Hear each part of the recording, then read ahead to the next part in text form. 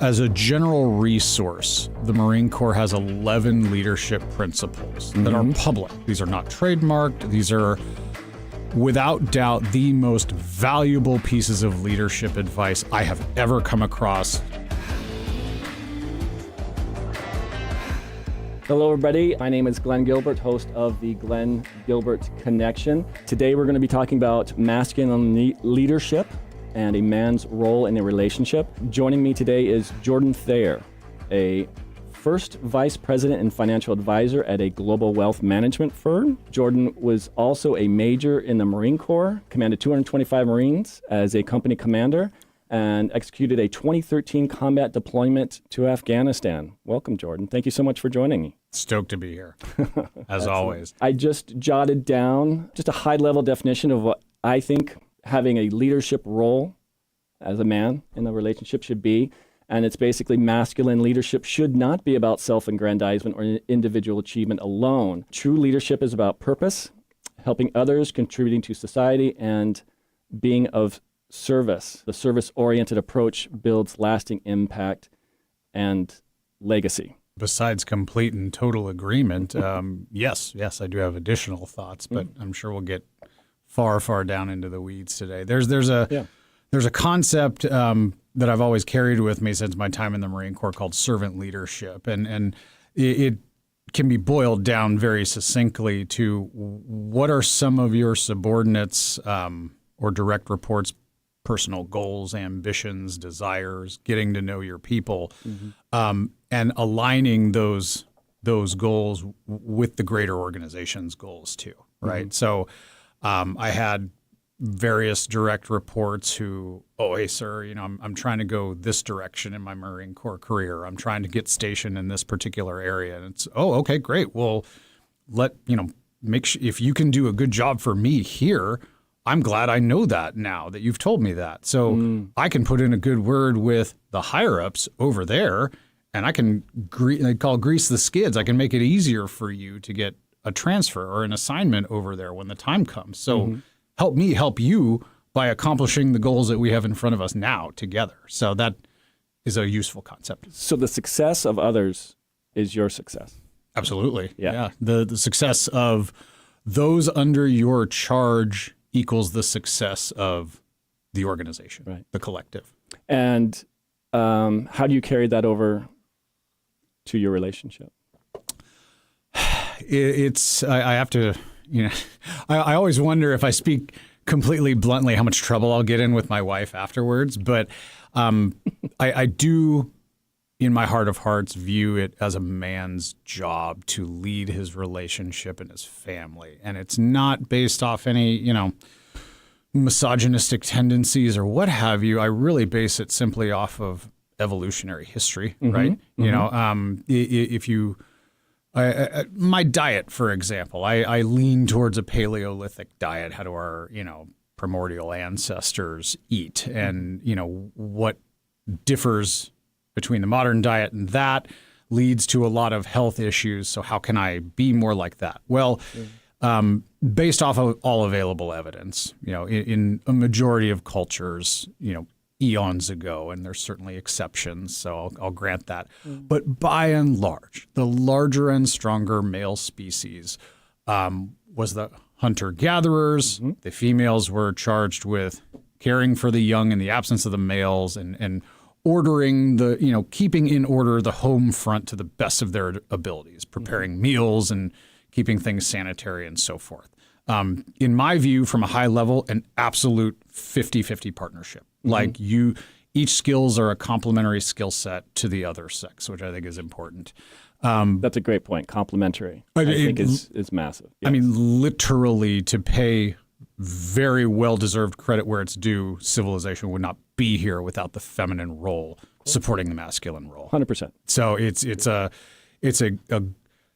in my opinion, a divine partnership, which is really miraculous if you sit and meditate on it, which I have. So, so all that said, there is depending on your religious beliefs, and we don't have to go down into that rabbit hole too deeply, but there is a submissive element to many feminine qualities, and that is not a bad thing, I believe. I think there is a comfort in, I base it off of personal experience and many others, that I think there is a comfort that a woman feels when she can look at her man and say, you know what, I think he's got this. And that, I think, harkens back all those eons prior, where the woman could look at the man and say, okay, yeah, I think he's got the food covered. Okay, because he's got that covered, I can handle this. And so when there's an element of leadership involved, or not just food. Oh, absolutely not. Protection. I think it's a good example. I can be safe. Certainly. Yeah. I mean, one of the most basic elements. And don't mistake my tone. It's enthusiastic agreement. Oh, yeah. But you were saying about how, he's going to be providing the food. That's going to make me feel better. I'm going to feel a little more. It's almost like a little less pressure taken off of her shoulders. So And to be fair, I think this day and age you see plenty of relationships. I certainly have, predominantly in urban areas, not so much in the Midwest or anywhere otherwise located outside of the coastal U.S. You'll see relationships where the female is particularly in the driver's seat. They may be the breadwinner. They may have the strategic vision for the family, and the house husband is kind of along for the ride. And I don't know the statistics. Maybe many of those relationships work out very well. If we hearken back to our DNA and some of our more evolutionarily designed tendencies, I have personally experienced that when you're with a woman and you exert confidence and control of a situation, even if you might not have it all figured out, if you've got a confident direction that you believe is correct, to communicate that and solicit feedback, right? I do believe that the female-male partnership is a truly divine 50-50 partnership. So I do believe the woman has a lot of very valuable things to contribute. But I think there is a significant value add to that woman when you as the man have thought of the strategic vision and are able to provide it. And, of course, are open to feedback. Right. Yes, of course. And just trying to provide that guidance. And I really like to think of the role as to help for her is to provide a little less pressure, so she doesn't have to worry about things like I was saying previously. So she can focus on the things that she wants to focus on, and we can help take care of any of the problems. The rest. Yeah. I was going to start going down that path of when he starts, maybe when a man starts losing that leadership role in the relationship. What I was going to mention was, listening to you talk about how a man should lead and basically guide a relationship and be there to provide food, protection. I've been in both situations, and I can tell you, letting the decision-making upon her, leaving that for her, leaving the decisions for her to make, even something as small, where do you want to eat and where should we go? And did you want to go have a drink somewhere? Where would you like to go? Yeah. And you can wear whatever you like. It doesn't matter to me. And just kind of having that indecisive versus, yeah, babe, I'm going to, pick you up at 7:30. I got reservations for us at, pick your favorite restaurant here, insert here. And by the way, when you wear that, your blue and red dress and with those black shoes or fashion thing, red dress with you look fabulous. You look fantastic. Just kind of providing those little tidbits of information, of guidance, of letting her know, hey, this is what makes me feel good. I'm going to do my part to protect you and provide to you and lead us in this. I think the latter response is much better. There's a lot more peace. One of my favorite stories to tell about my wife and I've been married almost 11 years now, is I tell my wife whenever it comes up, and probably comes up couple times a year in conversation with friends. It's my favorite story that she's ever told me, and it's the story about how she fell in love with me. And rewind, the two of us are young, dumb, and in love, and we're working retail at a big retailer in downtown Seattle. And we're both working on the sales floor. That's how we met. And, we'd been dating casually and then, decided to make it a little bit more serious. And we were going to go away for a weekend, just up to Oak Harbor. And there's I think it was Oak Harbor, Cape Disappointment. It was beautiful, very, very lovely up there. But we decided to, take our first trip away together. Nice. And, I don't want to show off too much, but I was driving a 2001 two-seater, two-wheel drive Ford Ranger, empty bed. It's what color was it? It was just stock white, baby. Yeah, I don't want to make you feel too insecure. Oh my but gosh, yeah. Hey Rico. Yeah, Rico Suave. Oh my gosh. So the real kicker, and this is where the story comes in. The weather forecast was awful for that weekend. I mean, major snowfall. Do you think any of us paid attention to it? No, we didn't check. We were too busy looking at each other. So you guys are invincible. Exactly. Things will be fine. So we go out there and, we have an amazing time. And then we wake up on the day that it's supposed to come home and there hasn't been any precipitation all weekend. Well, we wake up to a foot of snow on the ground. And I go, oh, dear Lord, how are we going to get out of here in this vehicle that we've taken out? So long story short, we're muddling our way through. I mean, imagine what the traction was like, snow and ice. This is wet, heavy snow. This isn't like powder stuff that you might find. This is there's a sheet of ice on the road underneath that foot of snow. Yeah. So it was precarious, to say the least, in a two-wheel drive, empty bed, pickup. But we're hobbling through, and I finally, it was getting treacherous enough to where I'm like, I gotta put chains or something on the rear tires, which is, of course, rear wheel drive, empty bed. Right. I got to put chains on something to give us some advantage here. And it's so cold. Like, I go out there and put the chains on, and I'm halfway. I get one tire done, but I got to come back in the car and warm my hands up to get the feeling back in my fingers.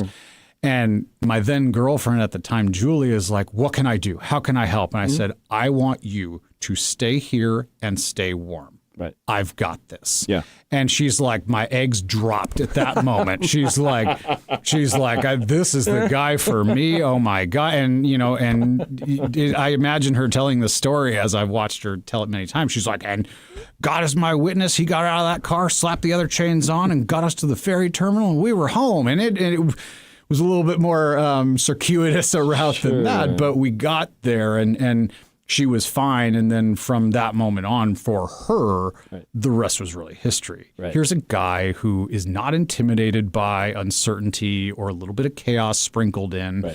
Right. She knew I didn't have the answer in my back pocket, how to get us out of here guaranteed. But she could tell I wasn't going to give up. Right. And I was going to exercise every tool in my tool belt to get us there safely. And I think that's really what did it for her. She wasn't burdened with the pressure of trying to get both of you out of there. You were. And so I think she probably built some confidence in you in that. Well, I would call it the burden of command, right? In that situation, I was not going to turn to my girlfriend and be like, what do we do, honey?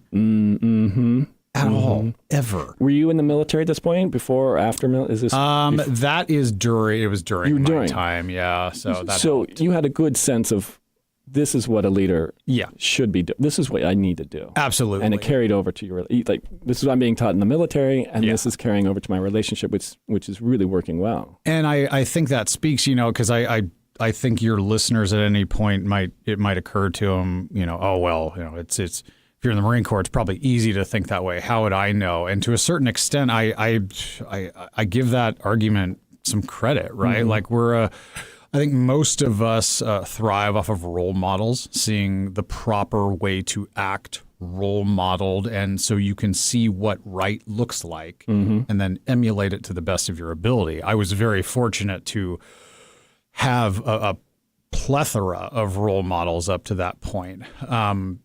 And I think that it's if you're a man who's maybe starting from ground zero or trying to build up to that point where you can even exercise a degree of confidence, in an uncertain situation. There's certain principles and certain sources you can go to. I mean, in the YouTube era, Sure. Just your opening quote from Admiral McCraven, I think, is a great place to start, making your bed and so forth. But I do believe that it takes a conscious effort on the individual man's part to say, okay, this is a skill I'm lacking. I need to focus and work on it. Yeah.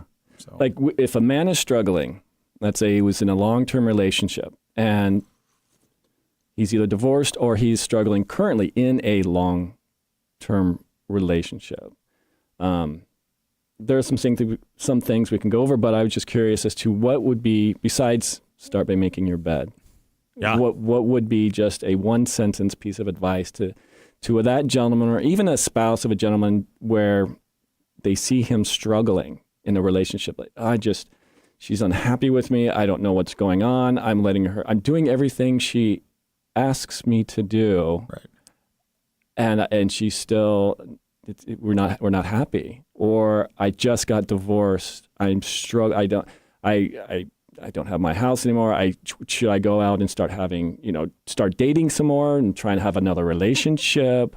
I don't even know where to. I mean, just those guys that might be brokenhearted or just struggling in a relationship.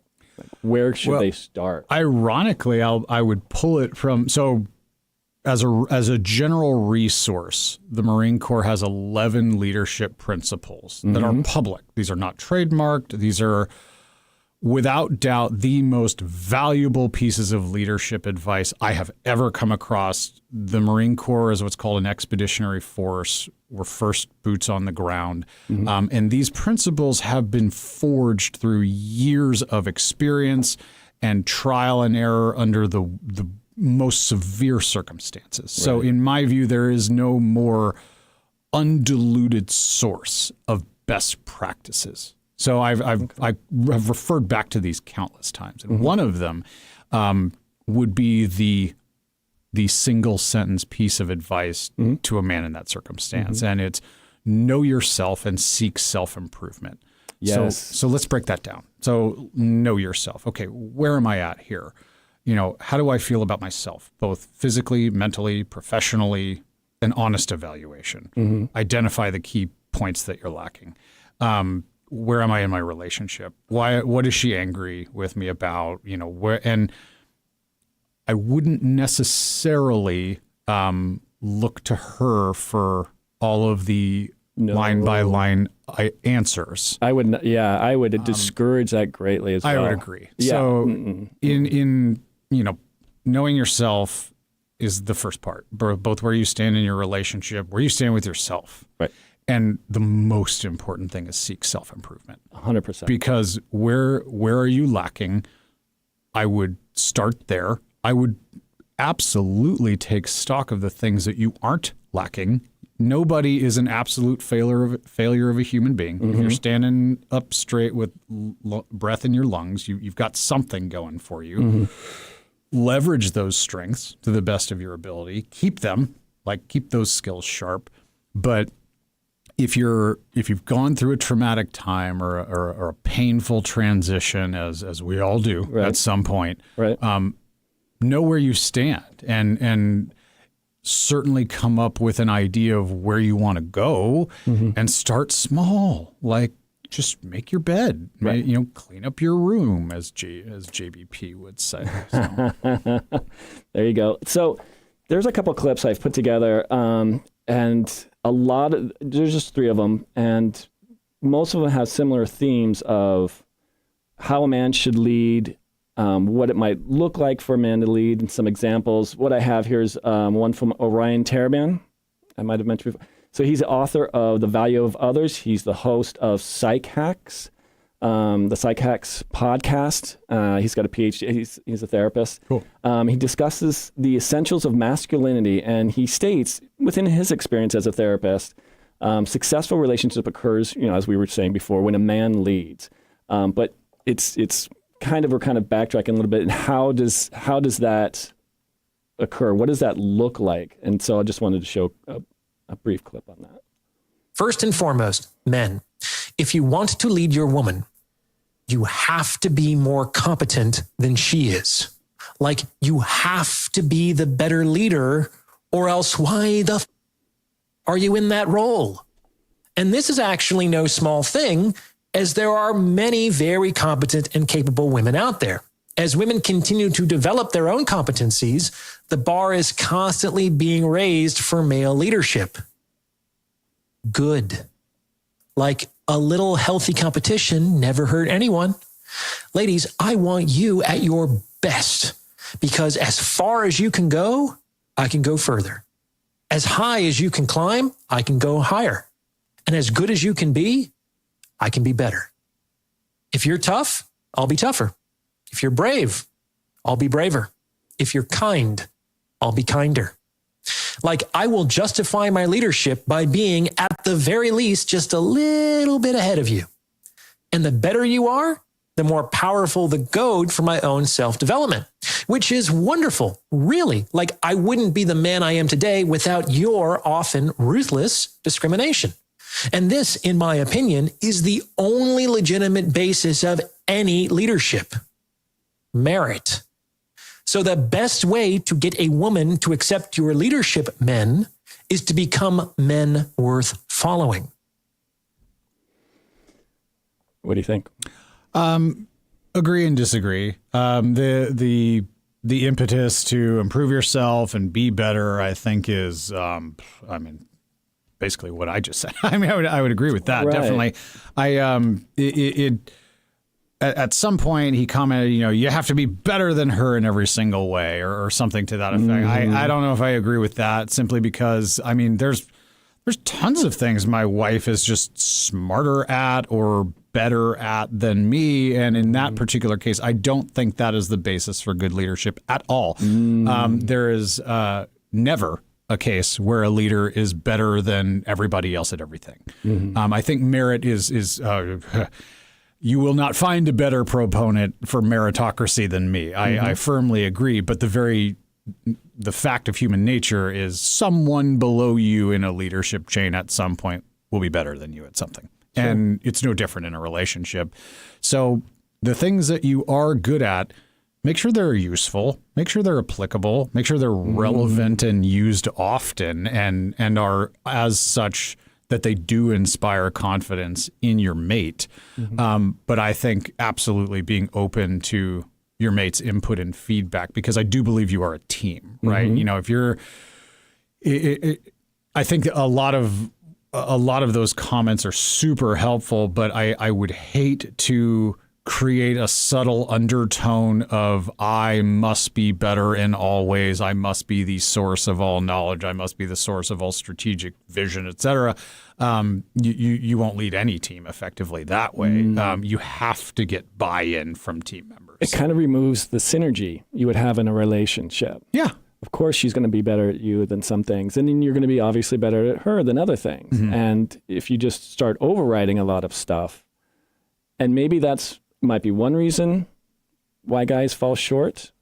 I'm just trying to lead every single bit and I'm not getting good response, or she's getting resentful, or I'm trying to do this, but it maybe in actuality it's a sense, or it's a way of controlling her. I would agree with that, because there, to some extent, it becomes a bit. This is a bit of a common denominator, I find, at least in most relationships I have been in most relationships I have observed. When a man has the confidence to challenge a woman's perspective, or frankly, at times, tell her to pipe down so you can handle whatever the situation is, and then you do effectively handle it, right? You can't be all bluster and no follow through. Having the confidence to challenge and then execute a superior solution, to me is a ultimate way to inspire confidence in your mate, effectively lead. And, it's not as easy as I've said it, right? You have to refine your skill sets, as I've said, and actually have the skills to conduct that follow through. But if you have worked on yourself to where your core competencies are such that you have the confidence to say, hey, no, like we're going to go to dinner here, and you should put on this dress because you look great. Trust me. Right. I think there seems to be some wiring in the male and female animal where we fall into, females are attracted to that. Men feel, at peace with that. Like, hey, this is my proper role. We are comfortable in that role. Yeah. Agree. 100%. I was just thinking about if you didn't have that role of where, hey, I'm going to take care of everything. Just rely on me. Don't worry about it. I was just thinking, say, for example, you were trying to get the snow off the truck. You were trying to, get things set up, and you're freezing, and you get back in there, and she's like, let me do something. Yeah. Can you see her just starting to open the door? And I could see just the whole, and I don't know if you're feeling this, but I just mentioning that makes me want to go, stop. No. Just stay here. Yeah. Stop. I got this. Don't worry about it. Yeah. Don't worry about it. Yeah. And it wouldn't be, and in my case personally at the time, it wasn't out of any desire to, exert authority or control over her. It more came from, and not that you were implying that either, but it at the time, and particularly the circumstances, it was more so for her welfare, right? 100%. Because absolutely, we're on the side of a road and it's icy and there's cars zipping by here and there, and we're, our traction is partial at best. So I'm like, no, I want you to stay here. Yeah. I've got this covered. If anyone's going to get sideswiped, it's me, not you. It's that innate nature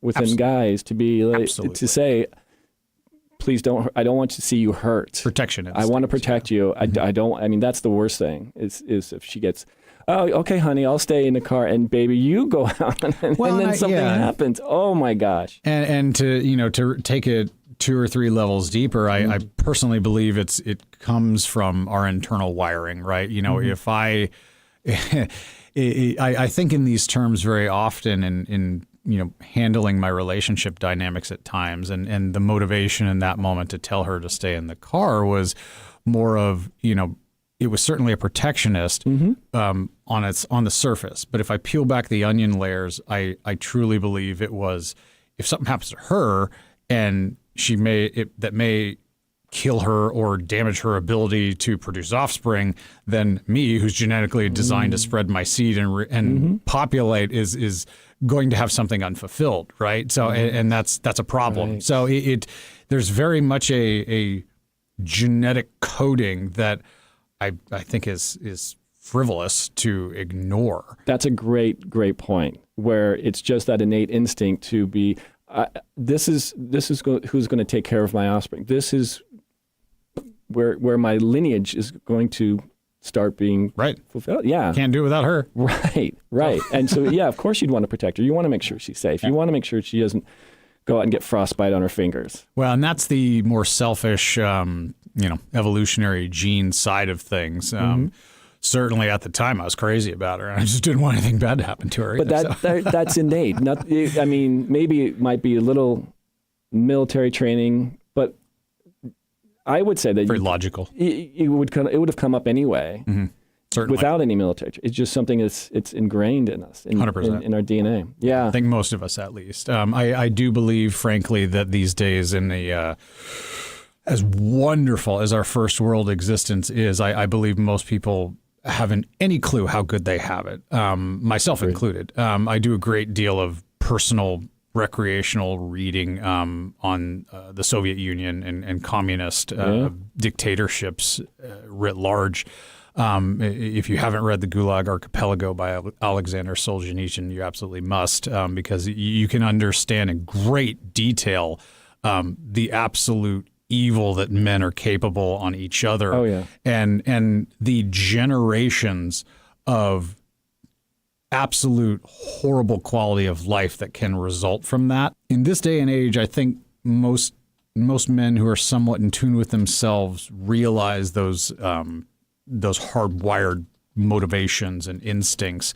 But as wonderful as our first world living is, it is a world fraught with superficial distractions, right? Whether it's a YouTube video or an Instagram reel, or, a Tinder hookup. Being distracted today is super easy. It's not hard. It's almost, I like to call it sedation. It's Absolutely. so easy to get sedated with 100%. all of the different things out there from, social media, video games, pornography, all these things for a guy really to where they don't feel motivated to go out. Oh, it's too difficult. Oh, I don't get a response on my Tinder. Oh, I can play video games with the fellas and I can get my fix here, all that kind of stuff, I would say even worse yet. A lot of them don't even get to that point of contemplation because they don't even have the white space in their brain to even contemplate some of the feelings that they're feeling at any given moment. Like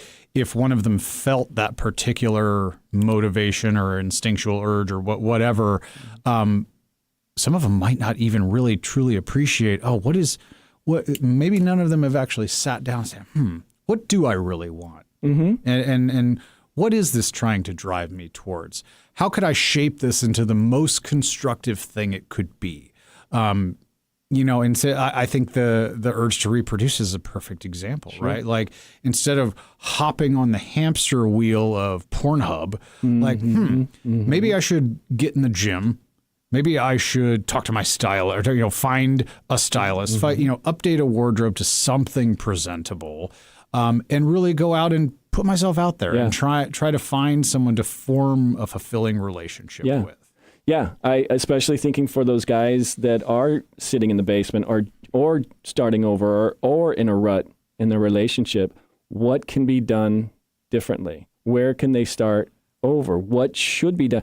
And it's not like you said earlier, hey, honey, what do I need to do to start over? It's an internal examination of if the outputs that you're getting, the outputs that you're receiving are not satisfactory to you.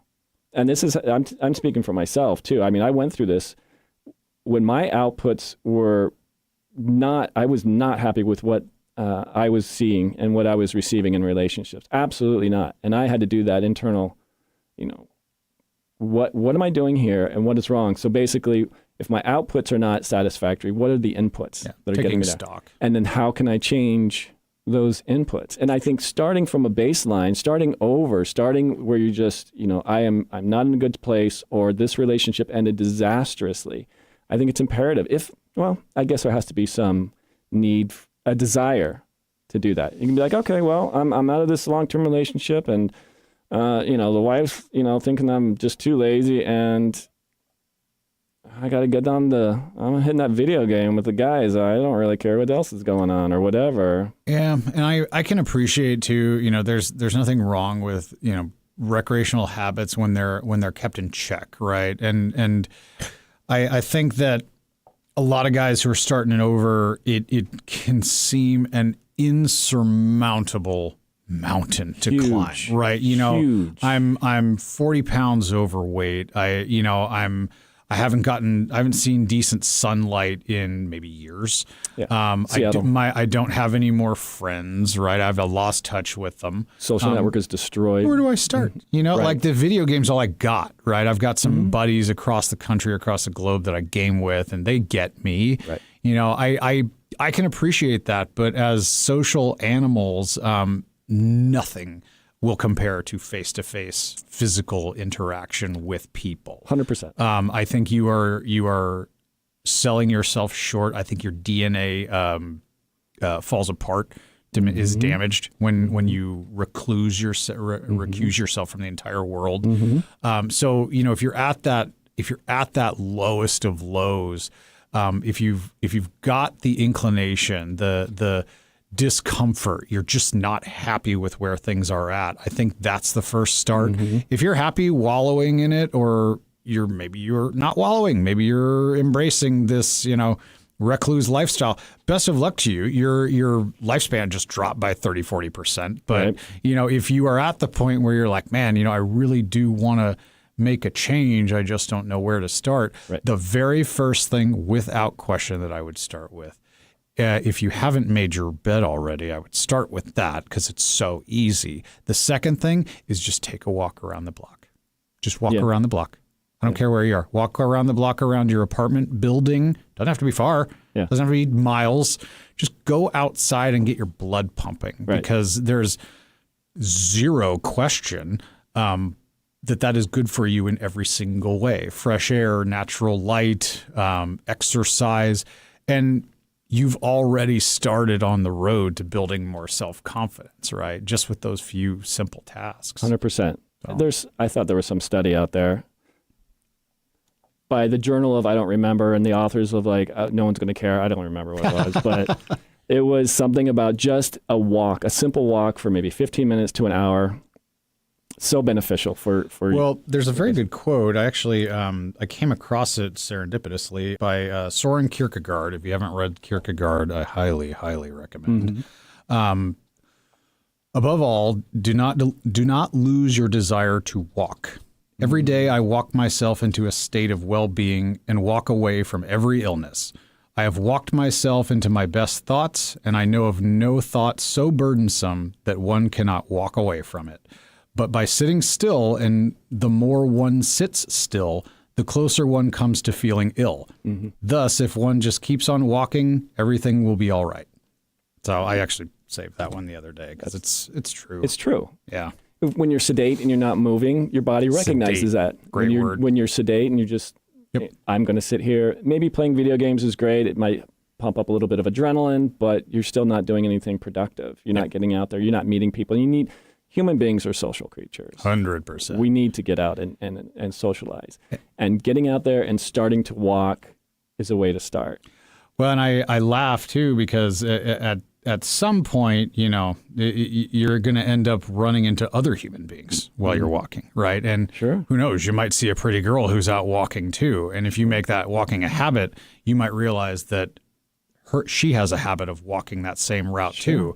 And you just found something in common with another human being. And I know that this is a thought that would pop up in the ears of your listeners because it was a thought in mine at some point. Like, what do I say to a girl that I just met in real life? Like the power for women to absolutely devastate a man's self-confidence, I think most of them realize is absolute, right? I mean, the power of women to discriminate, the productive capacity of men out there is a very real thing and a fascinating topic all its own.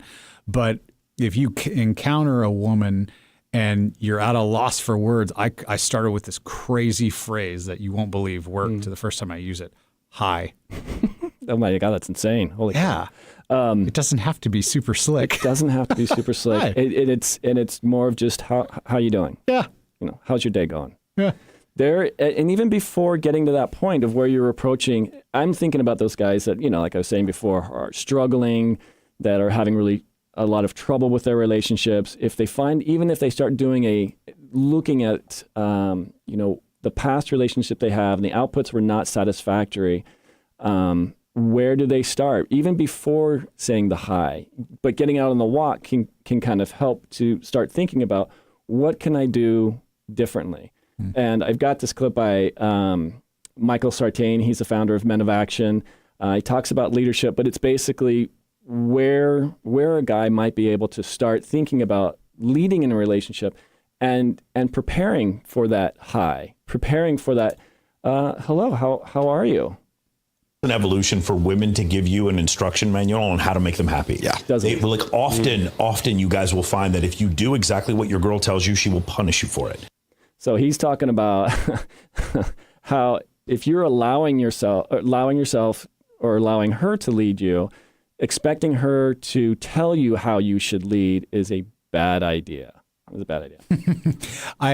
On a slight off topic, I have to give you credit before I forget about it. I wrote it down. I actually took a note from your book the other day. It had been so my wife, my family, and I, my 7-year-old daughter, and my wife and I was just a lot going on the family front, and hence I'm so exhausted and in need of another coffee this morning. And that's why I'm so appreciative you're here. Well, it was funny because it really dawned on me. My wife and I had a bit of a kerfuffle where we butted heads some weeks back, and we worked our way through it, and it's fine. But it occurred to me afterwards. I said, we haven't been out on a date night to like reconnect in months. And so I said, it literally, Glen Gilbert's words rang in my ears like, baby, I'm taking you out. This is where we're going. This is what you're wearing. This is the time you're going to be there. Just a disclaimer.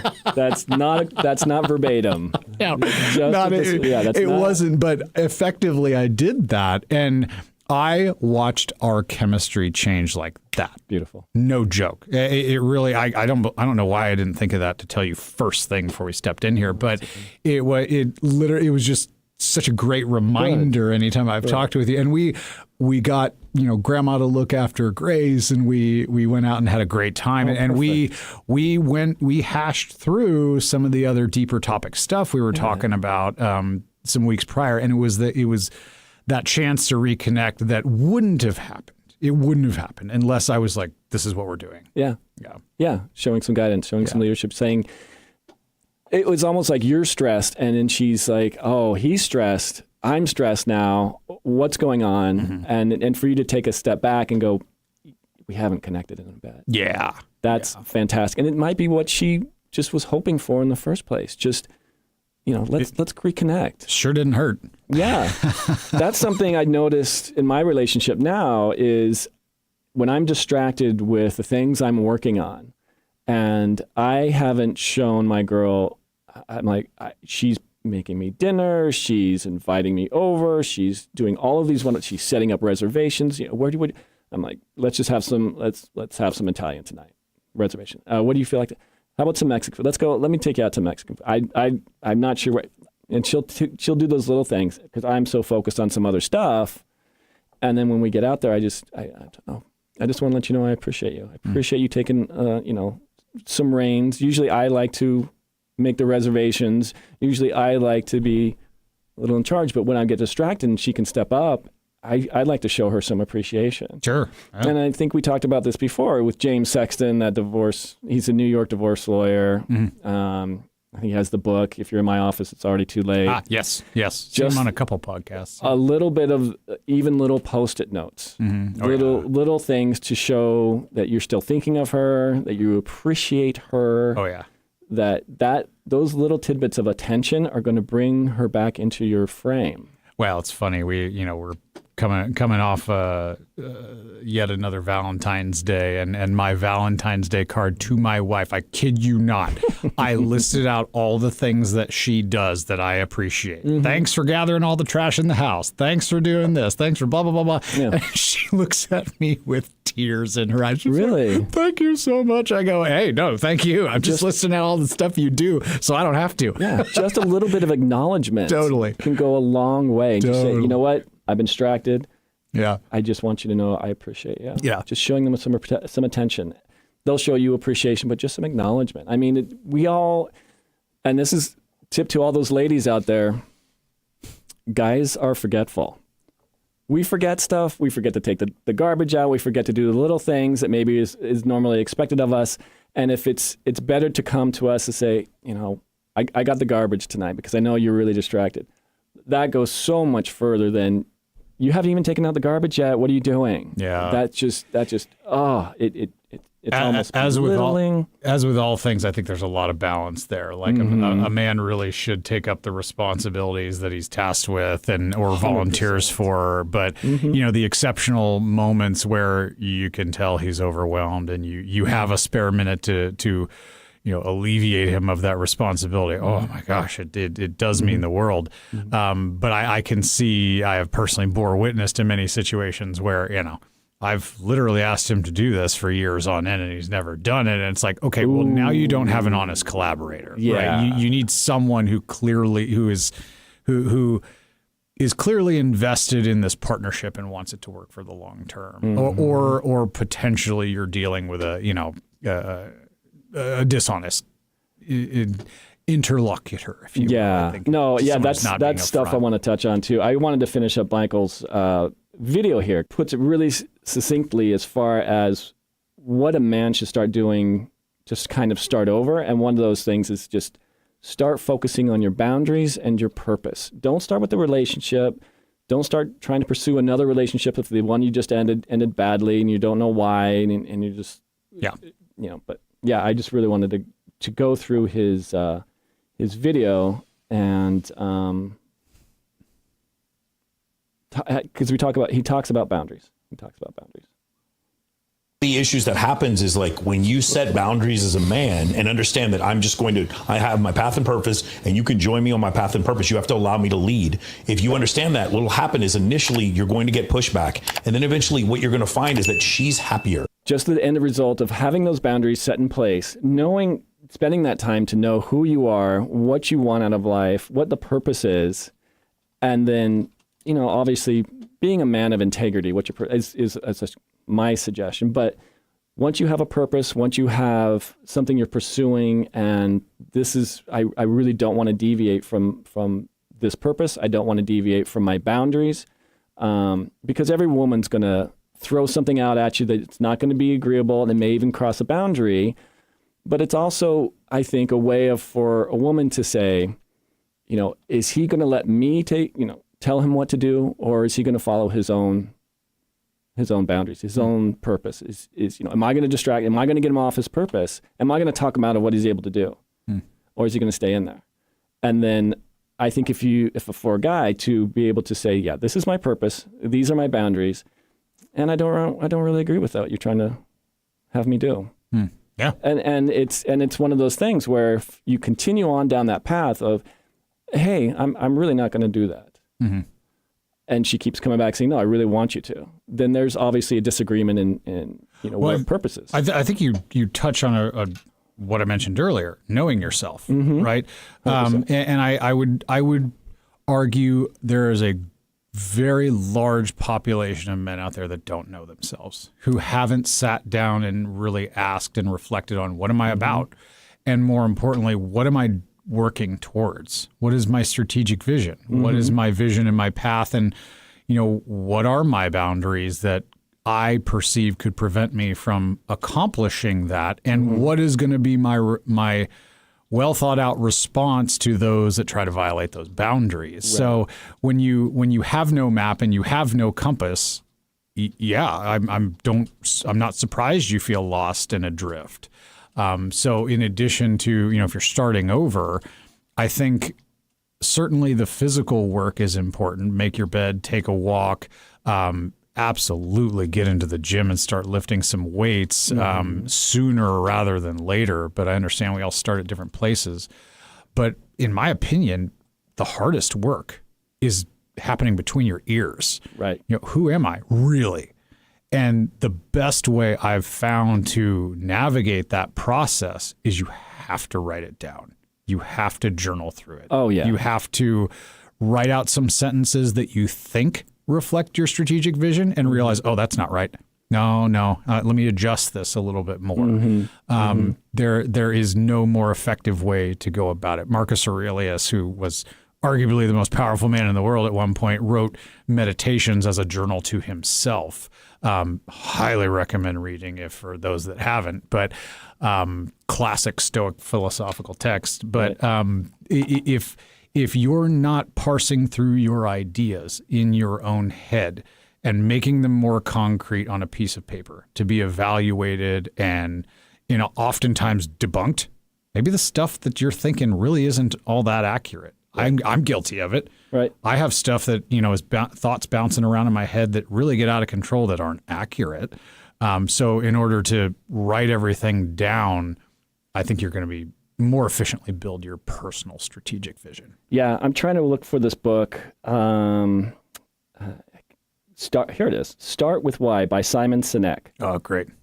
Yeah. Yeah. I mean, if you're throwing out some book names, I got to throw out some. Go ahead. Yeah.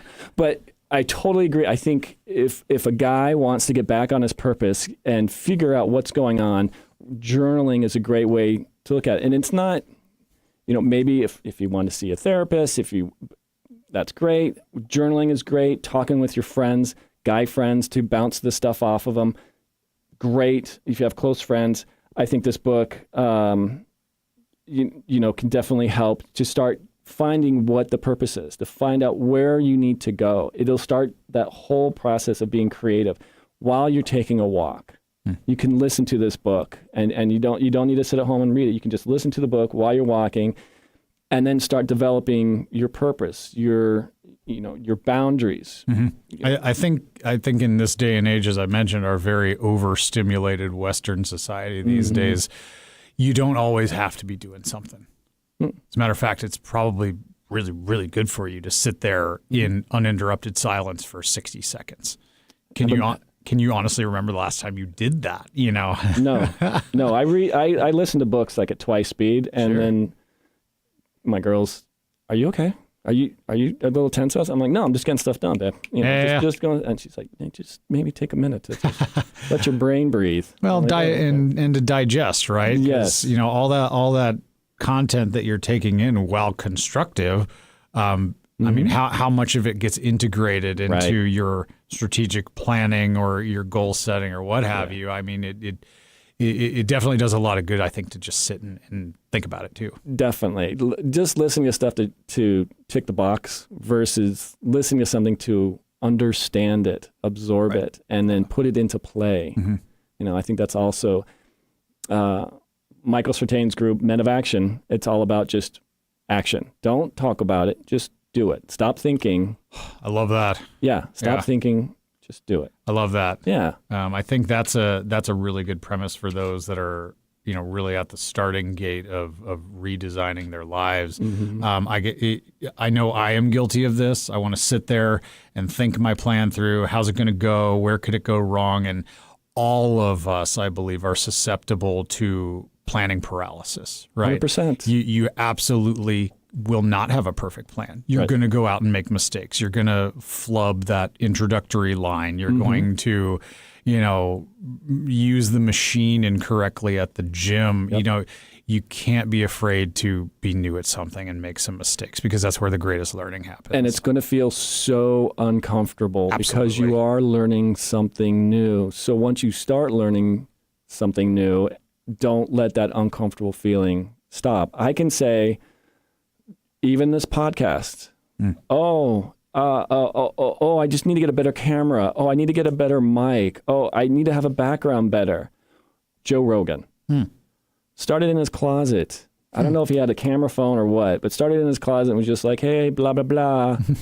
I'm in the closet. I'm in the closet, everybody. I'm starting out in the closet. Woo. Yeah. That's funny. But just instead of, I should come up with reasons why not to do it, and I'm not recognizing that I'm coming up with the reasons not to do it. That's part of the reason why I reached out to you. I'm like, I just need to get this on camera. I just need to do a Zoom call with you. I just need to do something to get this whole process started. And I can say, because of you is the reason why we're sitting here now on camera getting things done, is because I was able to reach out to you and you're like, yeah, that sounds cool. Let's do this. So fun. I still remember we were at the bar down the street in Bellevue, and you told me about the idea. I was like, I would totally help if you ever wanted to. That sounds awesome. I love it. Yeah. It's funny, like speaking of that sort of paralysis or fear and just starting out, I just have a personal funny story for you. I told you I started training jiu-jitsu at this new gym, and I've, speaking of Rogan, I've trained jiu-jitsu for a number of years now, and I am a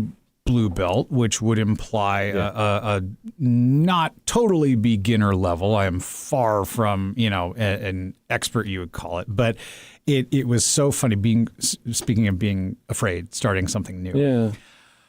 I entered a new gym in the area where we've just moved. And this particular gym is led by a black belt professor. They call them professors in the jiu-jitsu community. A 5th degree black belt under the legendary Rickson Gracie, if you're familiar with that name. If you're not, it's okay.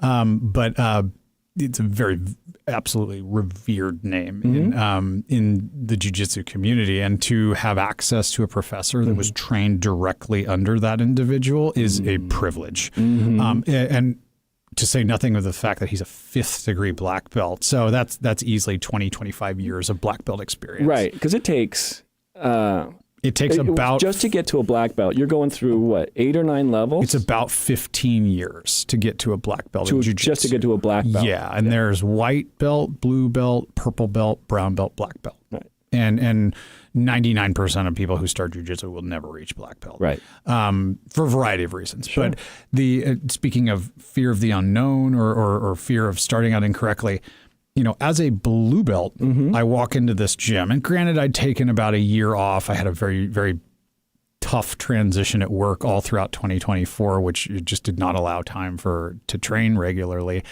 But I go in and instantly I see this professor in person. I go, oh man, this guy's the real deal. Right. Not that my previous one wasn't, but this guy, I respected him instantly. All the medals on the walls certainly didn't hurt.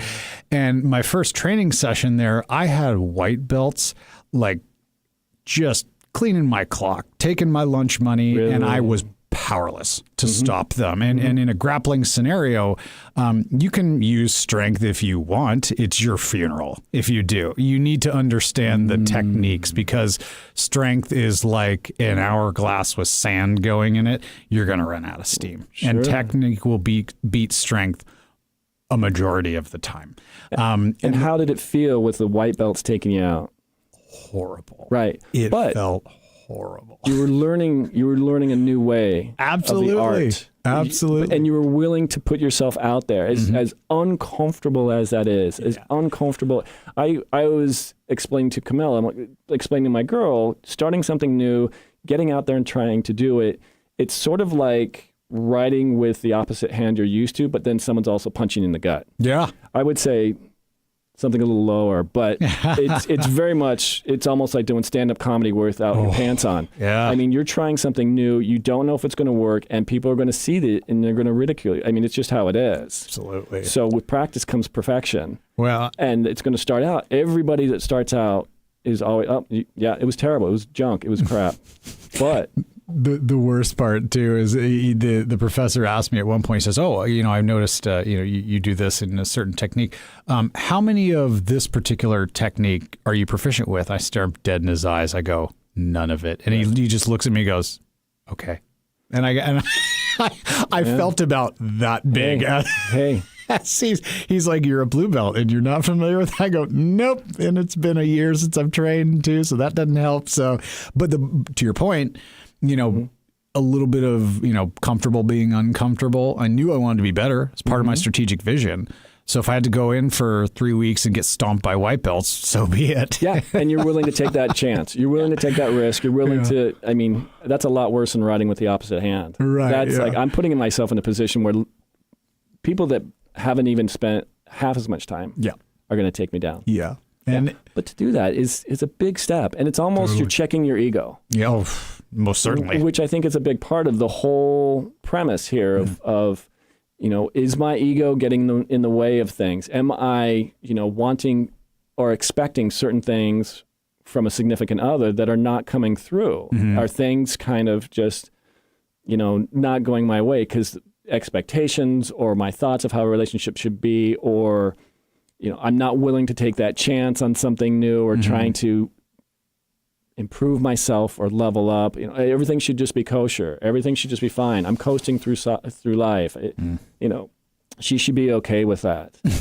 That kind of stuff is where I think things start kind of falling apart. I think we talked a little bit about boundaries and having boundaries and how that's going to help someone. And I just wanted to touch on this real quick, just the boundaries. And I think having a sense of integrity also helps when you're leading the relationship with some examples of integrity of where, and this might ring some bells for you from some of your training, like I don't lie, cheat, or steal, don't tolerate those who do. Yeah. Yeah. Yeah. And just setting that example right at the very front, avoiding those people that are passive aggressive. And we live on the West Coast, my friend. Good luck. Right. And that's one thing I've realized pretty recently is how passive aggressive I was and how that ruins so many relationships. It is just not a good way to go through life. Thinking, and it's just part of who I was. When I was learning to survive as a kid, speaking my mind and being confrontational was not rewarded well. It was not a good thing to do. No. And it was more of just, I needed to be silent, needed to go take care of my problems elsewhere. And so I learned to be passive aggressive. I started avoiding confrontation, which created a lot of conflict. Yeah, I'm guilty of that too. Yeah, absolutely. And it is just not a good way to be in relationship, professional, personal, whatnot. It's just not a good way to go. And the moment I started, I'm going to make a conscious effort not to be passive aggressive. I'm going to make a conscious effort to just, here's my boundaries. Be clear. Yeah. This is going to be a confrontation, but because I know my boundaries, I can lean back on those and not be getting all, you're not listening, getting all whiny, getting all stompy feet. I want you to pay attention to me, and you should do what I say. And why aren't you doing what I want in this relationship? Rather than just going, hey, this is something that is I see happening between us. This is something that, it's crossing a boundary for me. Yeah. We keep going down this road, something's going to need to change because it's not going to be acceptable to me. Well, I think you're, and of course it's always so much easier said than done. And this is a fault of mine 100% too, right? Like you have to practice this. Oh man. Yeah. And it's something I continue to practice, going into my 11th year of marriage, and I'm still not good at it. But it's always a constant practice, man. Yeah, right? You constant evolution. You don't want to stop either, though. Right. I mean, that's getting back on the horse, as we've said, is the most important thing. Stay on. Yep. But just continuing on with boundaries, yes. And never letting up. Thank you. Yeah. So what I was getting at too is that you're already taking such a solid foot down the right path for both of you when you communicate those boundaries clearly, because if you keep running up against a guardrail and she is not willing to acquiesce and you're not willing to acquiesce, and this is clearly a boundary that's that critical for you, because frankly in relationships sometimes you do have to give way. It's compromise. That's the nature of it. But if it's a boundary that shall not be crossed, whatever it is for you, and you keep running up against that guardrail with her, or she keeps running up against it with you, you may have an incompatible mate at that point. And that's okay. So it is okay. If it doesn't work, it doesn't work. Yeah. But I think, if you're going to lead in a relationship and you keep getting a boundary crossed, and it's just something to the point of, hey, this is something that it seems we're not agreeing on. Yeah. Yeah. And it's, if you lean back into, this is my boundary, and I'm not going to, what's the word? Acquiesce. I'm not going to let up on it. Yeah. And it sounds like you don't appreciate or respect it or don't want, that to be part of this relationship. Yeah. We should find other people.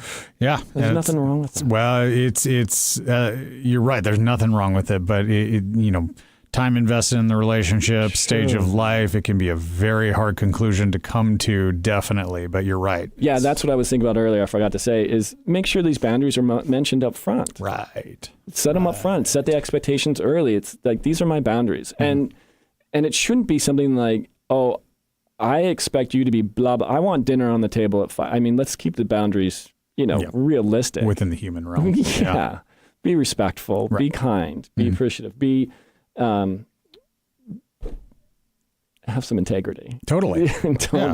Don't say, I want you to do this and not be able to do it yourself. Well, right. It's another leadership examples that I advocate for. Set the example, right? If you're going to expect perfection from your mate, well, you better be perfect. You better also set a very high bar too. And God knows I fall short every day. So I also allow some latitude for my mate too, Yeah, I mean, that's just part of the yin and the yang, right? Yeah, that's just part of the synergy between a couple, is being able to, hey, I'm not going to be on my game the entire time. I know you're not going to be on your game the entire time. We just got to be able to understand that we're going to have off days, and it's going to be okay. Right. What did I say to Camilla the other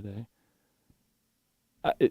I think when she's working and after work, she just gets really fired up. She's a director. I bet she does. Yeah. She's a director in a tech, dealing with a lot of guys and a lot of egos, and she's able to deal with them all. And she'll tell me about, so and so did this and so did this that. This frickin' guy. This guy, and he was,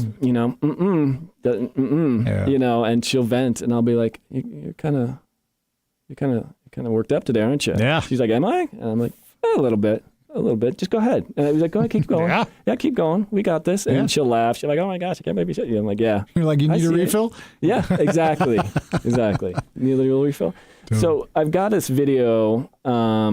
It's by Connor Beaton. He's a host of Man Talks podcast, really good podcast, and goes into how, what we were talking about before, leading in a relationship, but it's also some of the things to avoid while in a relationship. Kind of what we were talking about as well is, try not to be controlling, try not to be stammering feet and being like, you're not following my example, those kinds of things. So.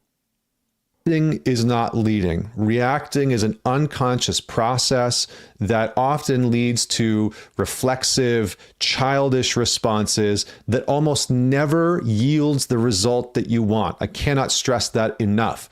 If you are not getting the results that you want in your life, specifically in your relationship, it is likely because you are reacting to everything that your partner says or does, how she maybe criticizes you or doesn't do what you want, or you ask for what you want and maybe she doesn't show up in that way. And so your reactivity is a very crucial piece of information that is hijacking you from being able to produce the results that you want. So regulate and respond. Reactivity destroys the safety within relationships. I thought that was pretty powerful. Reactivity. I think what he means by that is impulsive reactivity. Yeah.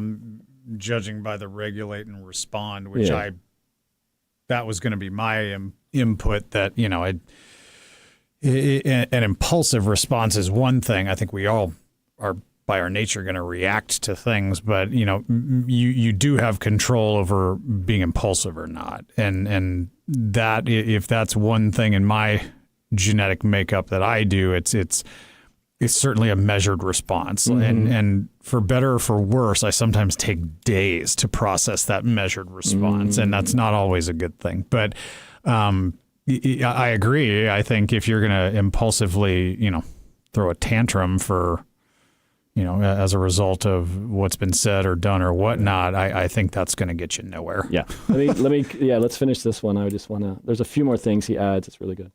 Okay, reactivity destroys the safety within relationships. And what that means is that trust is built on the notion that you're going to be able to respond in a conscious, grounded, healthy manner. And that trust is broken if you're reacting constantly from a defensive space, getting upset, yelling, shutting down, storming out, not engaging in conversation. All of those things over time are going to erode the safety and the trust and the sanctity of your relationship. So moving into a regulated response pattern is very important. So here's what this means.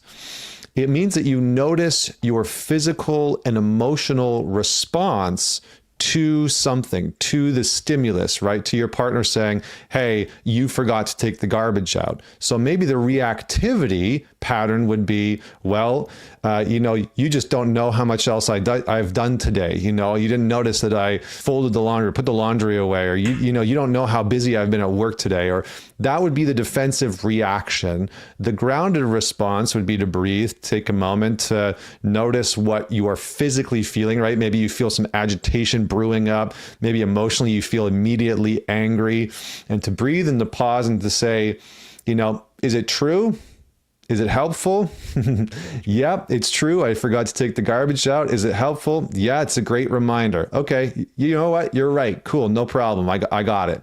And to move into a regulated space and then a response. So then we can say, yeah, of course, you know what? I totally forgot. Thanks for the reminder. Boom, away we go. I think another thing he was kind of alluding to is also showing some accountability. Just basically 100%. saying, okay, you're right. I didn't do that. You're absolutely right. Yep. And it kind of leads into what I was mentioning earlier. Instead of saying, you haven't done it yet, you haven't taken the garbage out yet, it's okay to say, well, I know you forgot. I took care of it for you. And then to be, to show her appreciation for doing that. is kind of where I was thinking of all that was going. But showing some accountability for it. Oh my God, you have to. Yeah. I mean, I'm not perfect. Like, there's plenty of things I forget, and I'm happy to admit when I'm at fault. I think a big part of it too is to mitigate situations like that almost preemptively is to be a reliable man. Mm-hmm. Right? You execute on your responsibilities, and this is truly the exceptional time that you didn't. Mm-hmm. I think you will find a much more forgiving partner when you are overwhelmed at work, or you maybe just forgot. Sure. We're all human. So I think backing up, the word I believe is when you're talking the talk is one thing, but when you're walking it, 100%. Yeah. So much more different. Mm-hmm. And I think how he was alluding to safety is a big part of it as well. When you're just reacting and getting emotional about something that come up that you don't like, rather than taking a breath and taking accountability, instead of, and even, showing some integrity, instead of saying, hey, that's not my problem, saying, yep, that was me. I should have taken care of it. Yeah. It was busy, but I appreciate you doing that for me. Yep. All that kind of stuff. Oh yeah. Yeah. I'm sorry, honey. Yeah. Hey, you're right, babe. Sorry. That was my bad. Yeah. I appreciate when appropriate. You You don't want to. It doesn't want to be an overused phrase, but when appropriate, it's certainly important to say it. So. Yeah. Yeah. But just maybe those are some things to think about when, if things are not going your way, to be able to take a step back and go, well, what's really going on? And am I being accountable for my actions? And am I showing appreciation for her? Or is there something going on, that we're just not seeing eye to eye on? Yeah. And how can we talk about it? Yeah. Love it. Yeah. Cool. All right. So, just one last thing I wanted to throw, and any thoughts you might have. Masculine leadership is framed around strength, resilience, service, emotional intelligence, and building a meaningful, community-oriented life that benefits both the leader and those they lead. I mean, well phrased, I think. To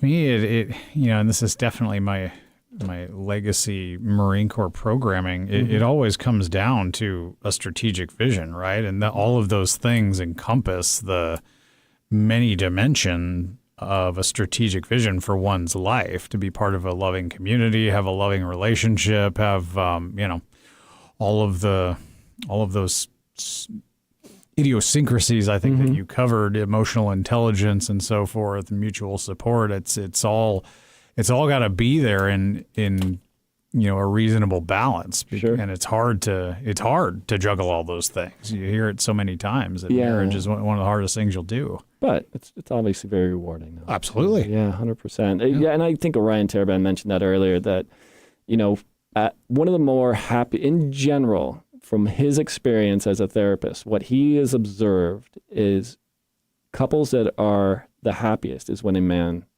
is leading the relationship. I did write something down. Yeah, in general, to be happy in a relationship, and this is in my opinion, for a man to lead with integrity, accountability, and attention, along with a roadmap to success. And hopefully a woman will bring peace, harmony, and support. Yeah, and so much more. Yeah. True. I mean, a properly suited pair certainly bring more, all that and more. Yeah. Was there a question? No. Observations, man. Agreed. I'm just throwing it out there. I love it. Yeah. All right. So we've explored the importance of leadership and relationships from a man's perspective. Remember, taking charge and setting boundaries is crucial for a healthy and fulfilling relationship. If you've enjoyed this episode, don't forget to subscribe to the podcast and leave me a review. We'd love to hear your thoughts and experiences. So stay tuned for our next episode where we discuss more relationship dynamics. Until next time, take care. Thank you. Thanks, Jordan. Appreciate it. Thank you.